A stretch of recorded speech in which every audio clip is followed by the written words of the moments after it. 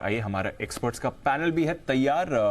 राकेश जी, सुमित जी, वागले साहब, हिमांशु जी, सिद्धार्थ सिडानी साहब and Ashu sir सब हैं हमारे साथ शो में तैयार। और जैसे शो की प्रथा है, सिद्धार्थ जी एक राय लेनी है पेंट स्टॉक्स पर, क्योंकि ऑफ कोर्स फेस्टिव सीजन है और पेंट स्टॉक्स इस समय डिमांड में भी रहते हैं।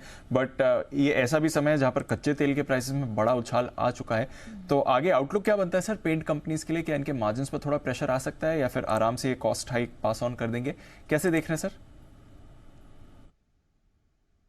देखिए दीपांशु, अगर क्रूड के कच्चे तेल के दाम अगर कॉन्स्टेंटली ऊपर रहे तब तो पास ऑन करना बहुत डिफिकल्ट रह सकता है, क्योंकि हो सकता है कि फेस्टिव सीजन में जो डिमांड स्ट्रांग है, वॉल्यूम्स मिल जाए, पास ऑन करे प्राइसेस, वो भी अगर रियलाइजेशन में बेहतर आ जाए। बट ओवरऑल पर्सपेक्टिव से अगर ये कच्चे तेल के दाम बने रहेंगे तो डेफिनेटली मार्जिन इरोजन दिखेगा लंबे समय के लिए। बट ये पूरे स्पेस में मुझे लीडर ही पसंद है और वो है एशियन पेंट्स। एशियन पेंट सबसे बेहतरीन हो सकता है यहाँ पे। पेंट सेगमेंट में मार्केट शेयर स्ट्रांग है। डेकोरेटिव पेंट्स में जैसे आप बता रहे हैं, फेस्टिव सीजन, रीपेंटिंग, मॉनसून खत्म होंगे, बहुत सारे ट्रिगर्स है हमारे सामने। तो मैं मानता हूं कि ये स्पेस पे एशियन पेंट्स पे मैं नजर रखूंगा। और सबसे बड़ी चीज है कि पिछले क्वार्टर में इन्होंने बहुत बड़ी लीडरशिप की बैटरी ऐड की है, तो ये बहुत स्ट्रांग है। तो मैं मानता हूं कि एशियन पेंट्स पे नजर रखनी चाहिए और खरीदारी कर सकते हैं। एशियन पेंट्स पर रखिए नज़र, खरीदारी कर सकते हैं। नियर टर्म बाजार में फॉल आ सकता है और उसके लिए आप बेयर स्प्रेड बनाकर चलिए। आइए सिद्धार्थ जी के लिए एक और बिगुल सुपर सेट।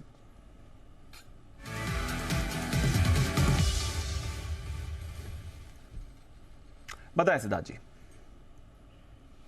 देखिए दीप, आप देख रहे हैं कि छोटे मझौले बैंकों में बहुत अच्छा एक रुझान है, स्पेशली दोनों ही साइड में, प्राइवेट और पीएसयू दोनों में।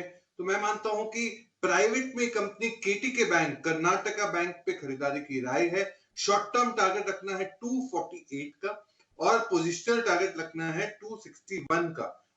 कर्नाटका बैंक, इस पे खरीदारी की राय। साउथ बेस्ड बैंक है Karnataka, is the main base for them. 900 branches है करीबन। पहले तिमाही के नतीजे भी अच्छे रहे। एनआई ग्रोथ हमने 19% के करीब देखा, मुनाफों में 224% का इजाफा देखा। और ओवरऑल ये कंपनी का विजन है बैंक का कि नेशनल, पूरे नेशनल लेवल पे एक्सपैंड करना। साथ ही साथ हेल्दी ग्रोथ दिखाई दे रहा है, एडवांसेस में 17 से 18% के करीब। और एक्सपेक्ट कर रहे हैं कि पिकअप बिजनेस में स्ट्रांग होगा, स्टेबल मार्जिन रहेंगे, मॉडेस्ट प्रोविजनिंग रहेंगे। और जीएनपीए का एक टारगेट लेके चल रही है कंपनी, वो है कि जीएनपीए 3% के नीचे लाना है और नेट नॉन परफॉर्मिंग एसेट्स एनएनपीए 1% के करीब लाना है। तो कर्नाटका बैंक फाइनेंशियली स्ट्रांग, पहला टारगेट 248, दूसरा टारगेट 261। ओके, तो कर्नाटका बैंक 261 तक के पोजिशनल टारगेट्स के लिए यहाँ पर खरीदारी कर सकते हैं। आज सुबह एक बड़ा ब्रेकआउट हमने इस पर आते हुए देखा था और अपने लेवल्स होल्ड कर रहा है ये स्टॉक। तो इंटरेस्टिंग मूव कर्नाटका बैंक में आ सकती है। सिद्धार्थ सर, आपका इस पे व्यू लेना चाहेंगे, ये जो पूरा स्पेस है और खासतौर से जो खबर नुपुर अभी बता रही थी, कैसे प्रोस्पेक्ट्स आपको दिखाई दे रहे हैं और आपको पसंद क्या आ रहा है? देखिए डायग्नोस्टिक स्पेस अच्छा है, जिसमें डॉक्टर लाल पाथलैब एक अच्छा विकल्प रह सकता है। बट ये पूरे स्पेस में हम बहुत ही न्यूट्रल है अभी से। उसका सबसे बड़ा कारण है कि हम मानते हैं कि यहाँ से बहुत बड़े वॉल्यूम्स नहीं आ सकते हैं। और दूसरा, हमें लगता है कि डायग्नोस्टिक स्पेस के मुकाबले हॉस्पिटल स्पेस ज्यादा बेहतर एक ऑप्शन देता है निवेश के रूप में। चाहे वो अपोलो हॉस्पिटल हो फॉर दैट मैटर, या कोई भी दूसरी हॉस्पिटल की मैक्स हेल्थ केयर हो। तो मैं मानता हूं कि hospital space as a segment in the health care arena वो ज्यादा बेहतर विकल्प देता है rather than diagnostic space. Alright, चलिए, तो ये व्यू बनता हुआ सिद्धार्थ जी का।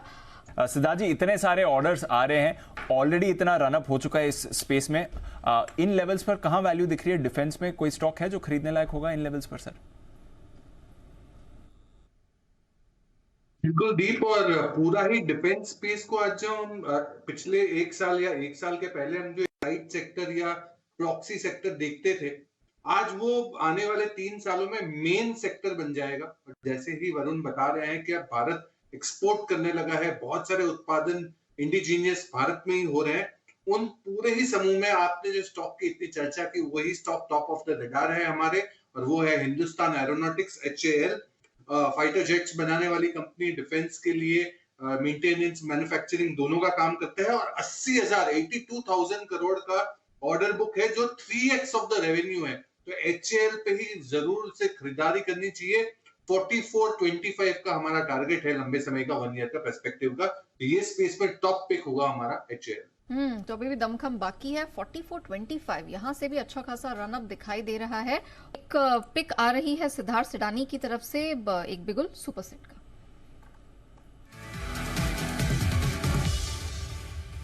सिडानी साहब बताइए।